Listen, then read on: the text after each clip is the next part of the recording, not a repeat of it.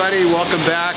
Okay, so I'm here with Thomas again, and we've been doing kind of 3 segments for this particular build here, and we had a little bit of delay in this because we had a wheel that had come in, had a little bit of scratch in it, so we had to wait for that to finish up the back end of the Jeep. So anyway, we got that in, got it all finished up. So we'll do just kind of a quick little preview. So I'm going to have Thomas again kind of walk you through the outside, and then we'll raise this thing up, take a little closer look at the suspension and how that all looks and how it turned out.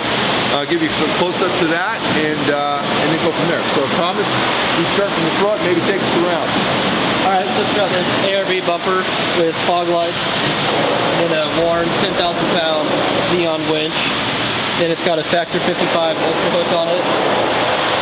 And then it's got this little flip down thing for the license plate, so it covers up your fairlead and everything when you're driving around. So from a wiring standpoint, what all was involved with this?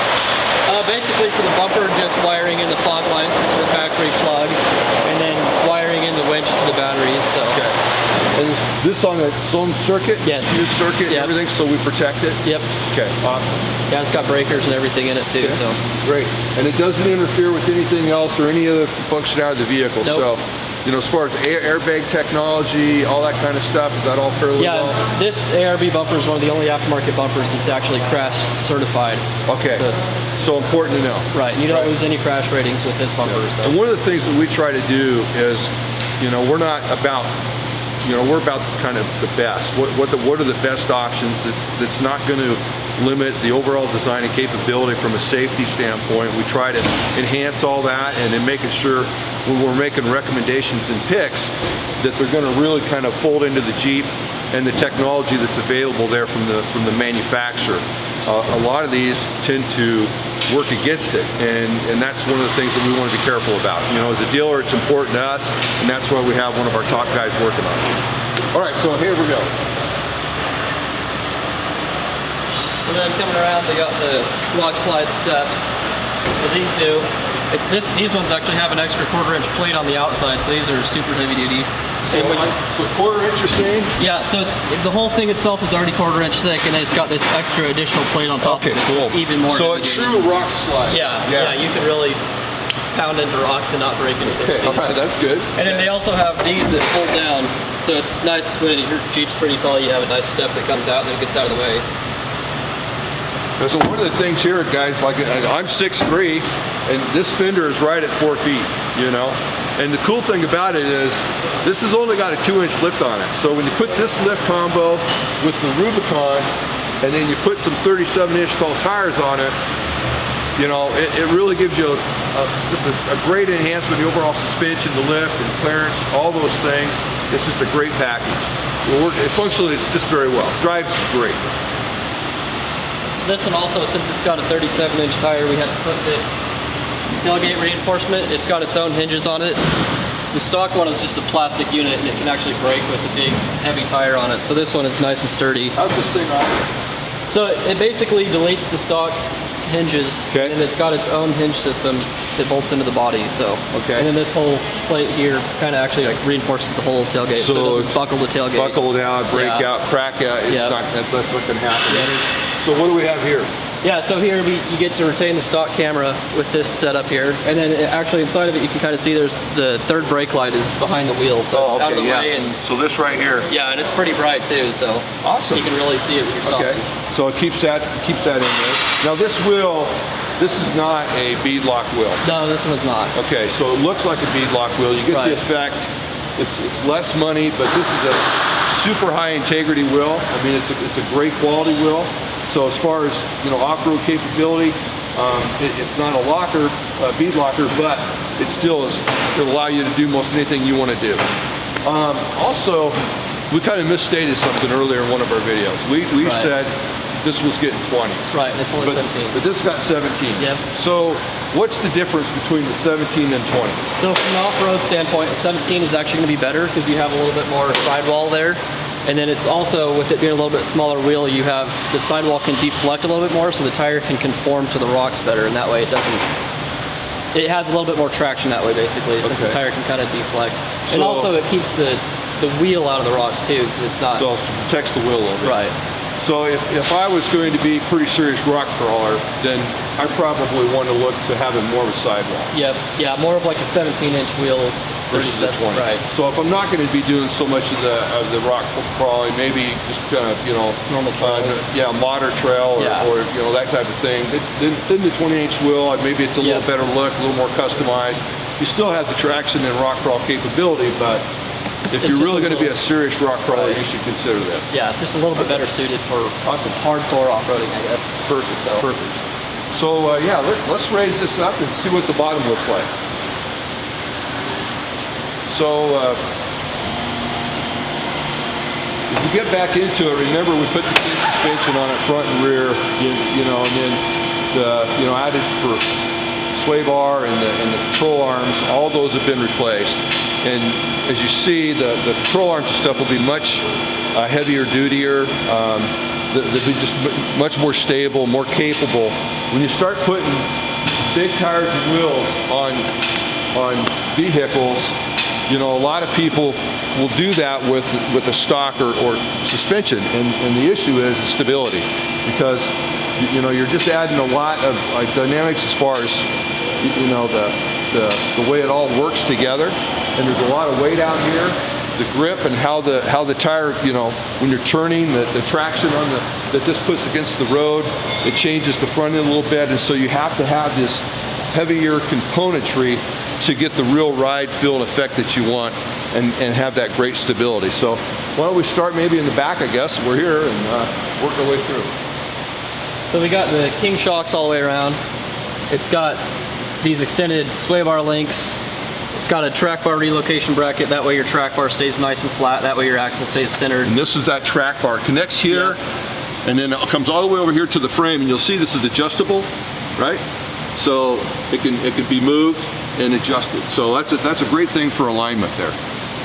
Yeah, and then all of the control arms are also adjustable as well. So you can get your pinion angle and everything perfect. So a lot of flexibility with this particular suspension and lift. Then they got some of this deflection stuff with the shocks. This here is the additional reservoir and stuff for the extended travel and everything, correct? Yeah. Yep, that way you have better oil capacity and everything. Awesome. Great. Well, let's move on up. Is there anything else back here we can talk about? No, the rear is fairly simple.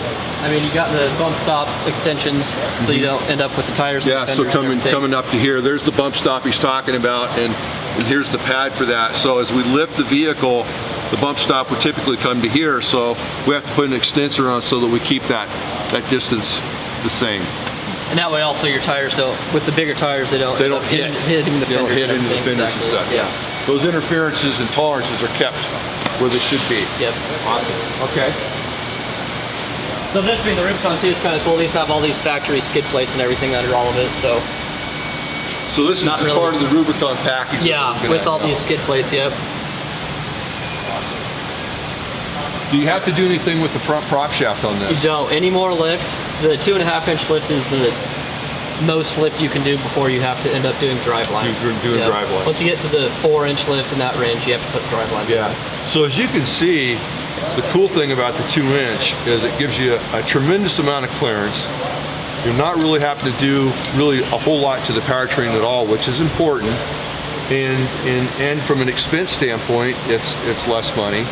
So you really are getting a great capable vehicle and a great look, and really keep it intact, most of the integrity of the vehicle. You know, when we go to prop shafts, when we get higher, the angles change, so it stretches this out. That's why we have to start considering changing the prop shafts, right? Yep. Because if you get on too much of a deflection angle, then it tends to want to pull the front axle apart, right? And that's why we have to consider that. Yep. So anyway, the 2-inch, which is what this has, you're able to keep the factory shafts.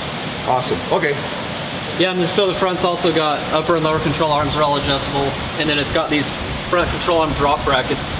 Might be kind of hard to see, it's all black, but it lowers the control arm mounting points down so that it keeps your control arms nice and flat at ride height for better ride quality. And awesome. Awesome. You know, and then also we've got stabilizers up front. That's important. Yep, that's the Fox steering stabilizer.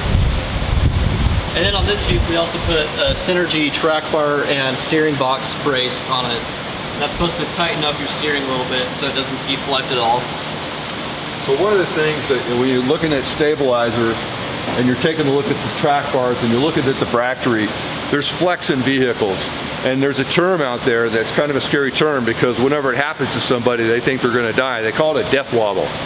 And what happens is if we have flex or something in the front end and you go to a larger tire and wheel, and if you're not doing it properly and you're not thinking about the stabilizer of the system and the additional track bar, heavy duty, and bracketry to reinforce this stuff because of that bigger tire, then it can set up a shake in the vehicle that people experience, and that's why they call it the death wobble. So, and again, it's something we pay great attention to, and making sure that whatever we recommend, we're making sure that we get everything onto the vehicle to keep it safe and keep it functional and you know, just basically be super high quality. That's always been, you know, important to us, the ride, the safety, and then being able to really take the vehicle out and utilize all of its capability. So just wanted to kind of throw that in there too. Anything else up there? We got a skid plate here that was added with the winch and bumper. Yep. We have the bump stops, the new ones that have that new hydraulic deal that's there. Yeah, those are really cool. Those, you have to cut out the stock bump stop, and with these you get a more progressive bottoming out when it hits when it hits this, then it has another, what, 2.5 inches of suspension compressing that allows it without. And it gets progressively progressive. So it's not like just this, it doesn't just slam into it. Yeah, exactly. Got it. And then you raise again, bump stuff's got to be raised up here, so it's the impact point. Yep, and that way it keeps tire out of fenders again. Great, great. Okay, and then as you can see, this reinforcement bracket, the way this comes back around, I think it's important, like what I was talking about earlier. See how this comes around and grabs? This is the steering box. And so this just basically helps reinforce that, because you will get flex. When you start putting big stuff, there's going to be flex here. And so that just helps stabilize that, you know, along with the additional bar and then this stabilizer here. That's what really makes, there's lifts and then there's lifts, you know, and some lifts look great, they're cool, but when you're driving down the road, you know, you're kind of chasing the road all the time. This is going to drive down the road like perfect. It's going to, oh man, it's going to be great. And that's the difference. You know, when you start getting into these other systems, and you're spending that money, trust me, it gives you a great return in ride, comfort, and feel, and safety. So there's one thing I wanted to kind of go and show you guys is that how much clearance this has before it lifts that tire. So that tire just now came off the ground. You know, we're at what, 15 inches if I'm looking straight through on the ruler there. So let's drop this back down and see where we settle that out. And you know, you just see how much travel that is. I mean, it's amazing.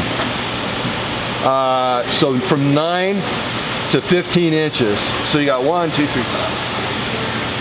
Man, you got almost 6 inches of travel there, right? I mean, we'll go from 9 to 15, you know? So you got about roughly 6 inches of travel there. So think of from side to side, that's 12 inches of articulation, you know, before a tire even leaves the ground. So you can imagine, you know, how much more versatile this is with this new suspension and lift system on there. So yeah, so anyway, that tire can really droop out when you get on a rock or something.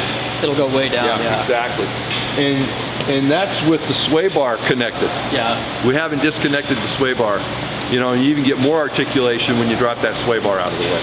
So, and that's one of the Rubicon features, factory feature, the locking front differentials, and then the disconnect on the sway bar. So when you take it out to do that serious rock crawling and adventure trail running, that's a great thing. All right, I think that's it, man. Yeah. Thomas, this is the first time we've done something like this. Yeah. The video, I mean, right? The video. So we'll do a few more of these. And I just want to tell everybody, appreciate you watching, and hopefully we gave you some information that you can use when you're considering doing something with your Wrangler or making some decisions or choices. Again, my accessory department, just call here and ask for our accessory team. they're more than happy to answer anybody's questions about anything. We're very involved anymore with this, and so, you know, if you've got a question, you want to know more, just call the dealership, ask for our accessory team, and then ask them whatever questions you've got. I'm sure they can help you out. Thanks, everybody. We'll see you later. Bye-bye.